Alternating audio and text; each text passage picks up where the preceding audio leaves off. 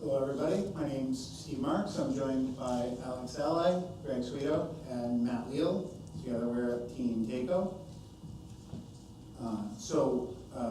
Keiko is a manufacturer of pumps. Primarily what we were dealing with is pumps that are used in irrigation.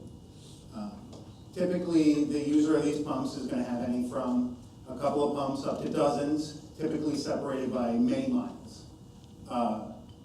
Currently, the only way to control and monitor them is to have physical access to be on site. So our project motivation was to create a controller that could monitor and control these pumps remotely via a cell connection, thereby reducing the cost to the user. And pass it to Alex to talk a little more.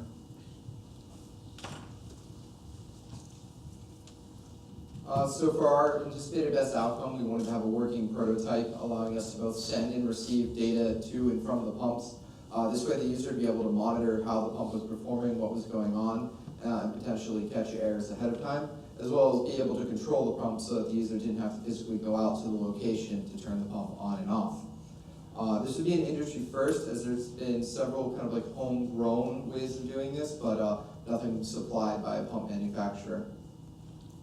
So as far as meeting our anticipated best outcome, we were able to send and receive data from the pump remotely and turn the pump on and off. We were also able to provide a safe means of hooking up all of the hardware and providing the power distribution for various sensors and other components. However, we were unable to keep the mobile connection up and running. We were just having some issues with our modem and complete mobile application. So when you come by our booth, you're going to be able to see a demo mobile application, but it's not the production one.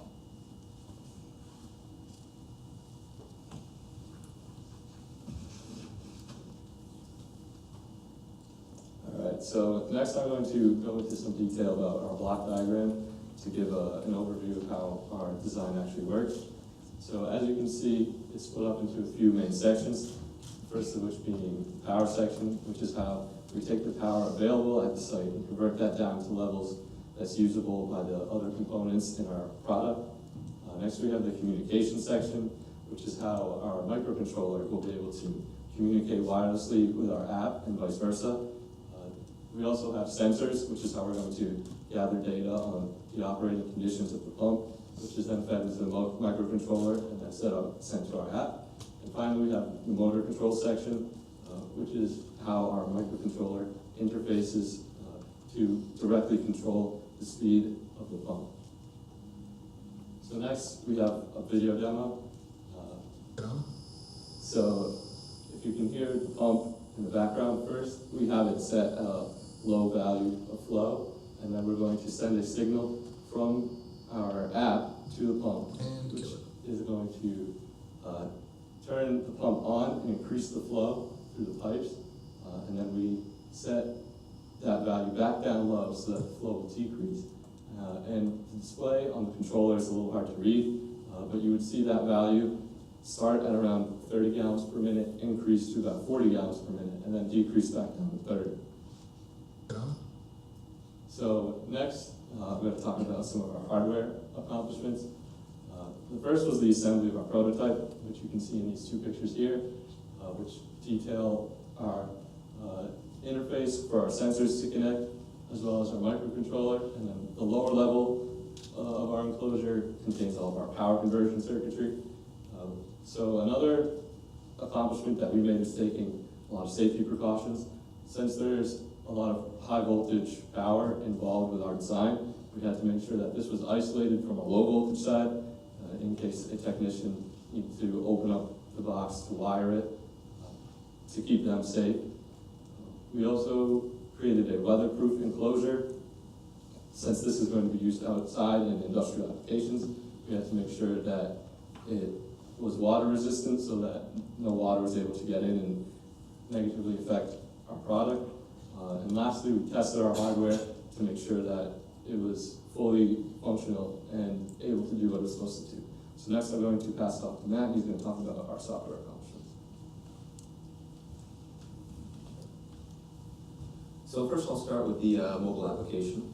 Our mobile app went through several different iterations over the course of this project.